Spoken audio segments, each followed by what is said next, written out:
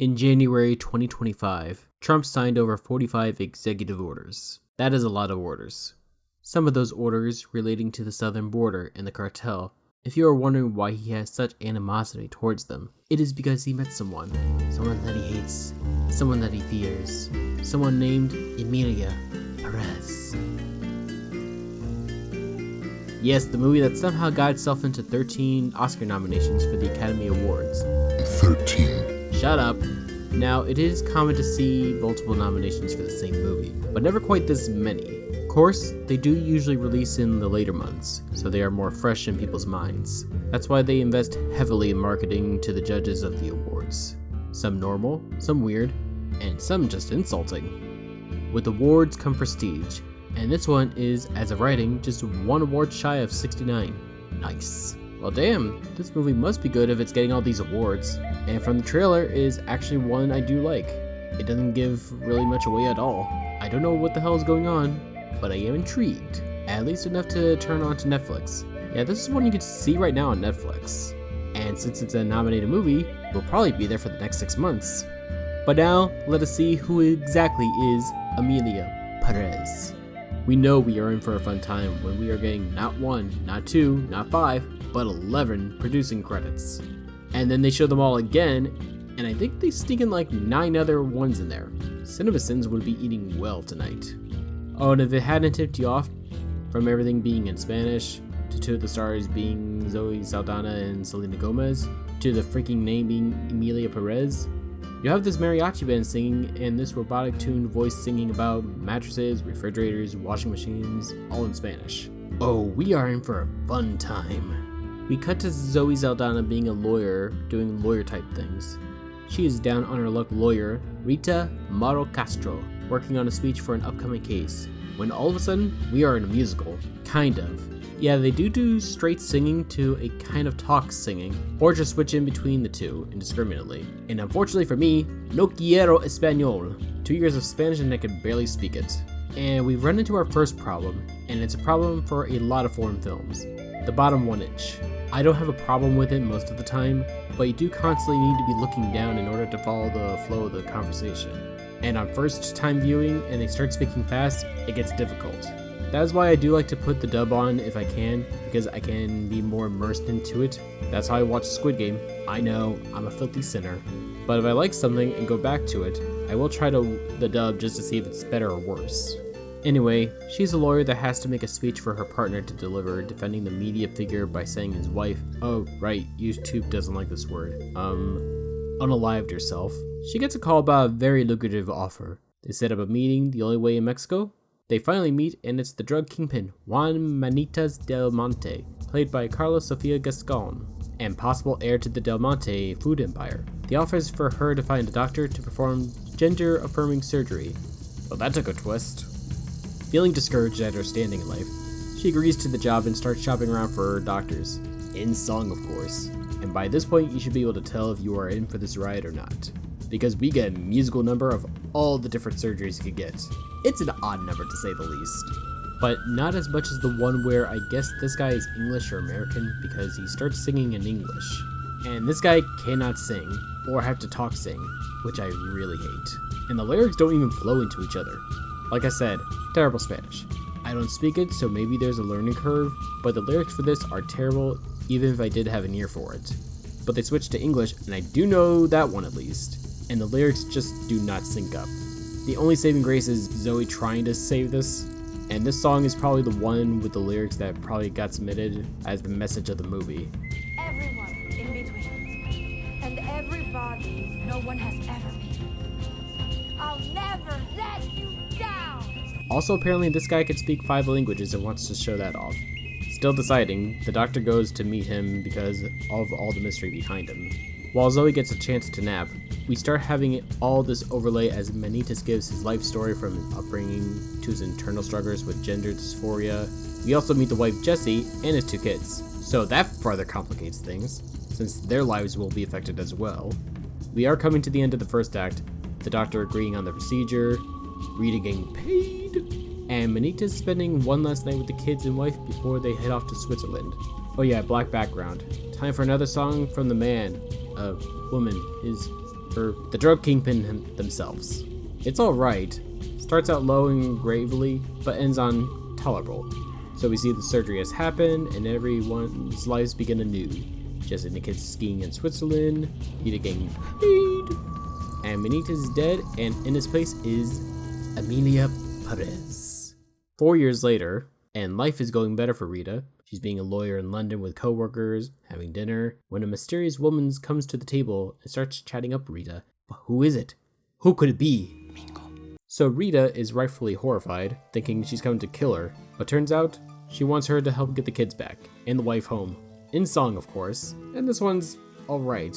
They get the kids back, but with a few conditions and circumstances. No longer Benita's, but Emilia Perez, distant cousin, and has to be their aunt. Can't give away the big secret. And Jesse only agrees to move back to reunite with her love, Gustavo.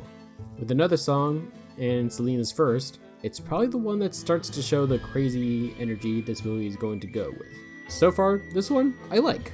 So you kinda don't know where this is going. The trans journey is already over. We are back in Mexico. We got De Niro. Not that De Niro. Jesse is still an issue, but what else is there? Alright, sins of the past. Or someone's past. Emilia reflects on her past crimes after seeing a mother pass out flyers for a missing son, about the son recognizing the dad's scent, smell, usually with some kind of food, like Coca-Cola.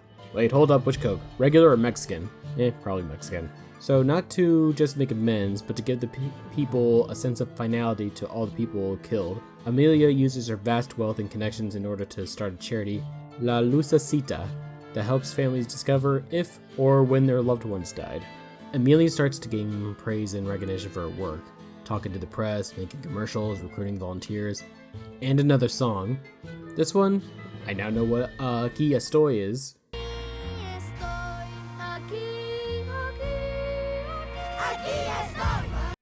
Meanwhile, Jesse reunites with Gustavo, even giving a show, and we are given the first real conversation between the two. Jesse's still in the dark, of course. Mostly about boys and lost husbands, and the feelings that they left them in. We cut to a charity gala for the non-profit that they're doing. As Emilia is giving a speech, the real performance is with Rita and her weird song and dancing. This will probably be the crazy people point to of how nuts this film gets. I say still Everything Everywhere All at Once probably is the crazier one, but this one comes at a close second. Anyway, weird dance move, even stripper moves, making this extra's day at work memorable, going through the audience and their own sins. Another character to pop in for a love interest for Emilia, Epifania. She actually came to kill her husband, but the cartel beat her to it. Relieved and wanting some more relief, Emilia and Epifania sleep together and start a relationship. Just so we are keeping track, we have a former Mexican drug kingpin who had a sex change operation, trying to make up for her crimes, starting a non-profit charity, and in a relationship with a wife of one of the victims. This is like a soap opera on speed. Mi amor! Papa! Niño! Oh yeah, also another song here.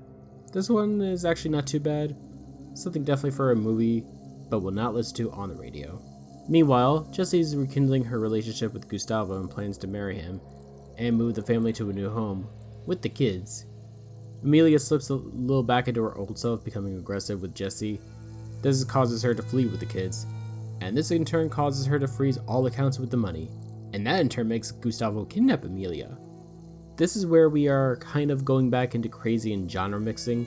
We had all these musical numbers and everything that had been lined up with that. Well, that wasn't until Emilia used her 5-finger discount. They demand a ransom, $30 million for Emilia. Wait, is that in pesos? Who cares?